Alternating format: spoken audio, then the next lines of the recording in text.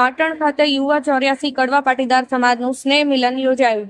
પાટણ શહેરની અંદર તારીખ 29/9/2024 રવિવારના દિવસે 84 કડવા પાટીદાર સમાજ યુવા સંગઠન દ્વારા એક સ્નેહ મિલન કાર્યક્રમનું આયોજન કરવામાં આવ્યું. પાટણ શહેરની અંદર આવેલ lord Krishna school of science ખાતે તારીખ 29/9/2024 રવિવારના દિવસે સવારે 9:30 કલાકે સમસ્ત 84 યુવા કડવા પાટીદાર સમાજ દ્વારા એક સ્નેહ મિલન કાર્યક્રમનું આયોજન કરવામાં આવ્યું હતું, જેમાં મુખ્ય મહેમાન તરીકે ડોક્ટર વિષ્ણુભાઈ પટેલ, CDHO પાટણ તથા ડોક્ટર ઉદયભાઈ પટેલ, નવજીવન હોસ્પિટલ પાટણ, 84 ઉન્નતિ મંડળના પ્રમુખ મંત્રી, 84 મહિલા પાંખના પ્રમુખ મંત્રી તથા હોસ્ટેલના પ્રમુખ અને મંત્રી હાજર રહ્યા હતા. ત્યારે સૌ પ્રથમ દીપ પ્રાગટ્ય કરી કાર્યક્રમને ખુલ્લો મૂકવામાં આવ્યો હતો. તેની સાથે ભોજનના દાતા તરીકે પટેલ દુષ્યંતકુમાર ગણપતભાઈ ગાંભુ, મહાકાળી પાર્લરવાળા દ્વારા ભોજનનું આયોજન કરવામાં આવ્યું હતું, જેના અન્ન પેડા તેના મન પેડા તે સૂત્રને સાર્થક કરવામાં આવ્યું છે. મંડપના દાતાશ્રી જયમીનભાઈ પટેલ, કાલી કૃપા મંડપ, મીઠી વાવડીએ પણ પોતાનો સહયોગ આપ્યો હતો.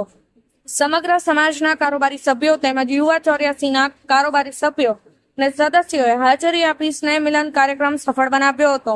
પ્રમુખ રાજુભાઈ ડી પટેલ તેમજ મંત્રી યોગેશભાઈ પટેલ અને તેમની સાથે સમગ્ર કારોબારી સભ્યો અને નવીન કારોબારી સભ્યો અને નવીન પ્રમુખ મંત્રીની વરણી કરવામાં આવી હતી. સમગ્ર કારોબારી બનાવવામાં આવી હતી.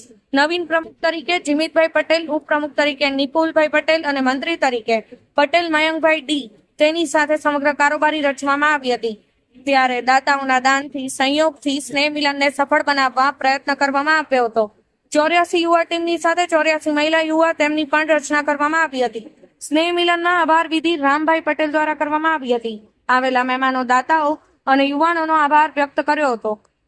Rajubhai D Patel, Patan news 24. આજે પાટણની અંદર કૃષ્ણા સ્કૂલની અંદર જે યુવા સ્નેહ મિલન યોજાણું, એમાં આપ શું કહેવા માગો છો? આપનું નામ શું છે?